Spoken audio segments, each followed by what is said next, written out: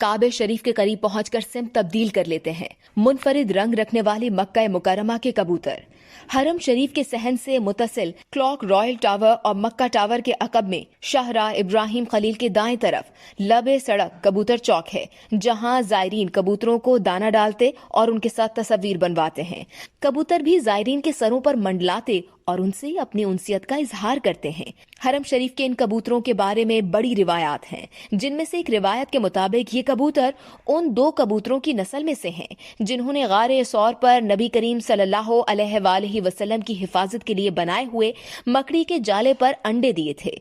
हरम मक्की के ये मासूम परिंदे इतने मुनफरिद रंग रखते हैं। उनके पर सुरमई माइल नीले रंग के हैं, जबकि गर्दन पर सब्ज रंग का हल्का उनकी खूबसूरती में मजीद इजाफा करता है।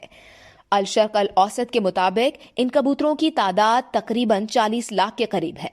अल्लामा फखरुद्दीन राजी रहमतुल्लाह अलैह और इमाम इब्ने जौजी रहमतुल्लाह अलैह बयान करते हैं कि हरम शरीफ में कबूतरों के गौल इधर उधर उड़ते रहते हैं, मगर वो काबे शरीफ की ताजीम के पेश नज़र उनके ऊपर से परवाज नहीं करते, बल्कि दाएं बाएं से गुजर जाते हैं। अल्लामा इब्ने जब्बीर अंदलेसी रहमतुल्लाह अलैह लिखते हैं कि ये कबूतर काबे शरीफ के करीब पहुंचकर अपनी सिम तब्दील कर लेते हैं। अगर कोई कबूतर या परिंदा बीमार हो जाए तो वो शिफा हासिल करने की से काबे शरीफ पर बैठता है।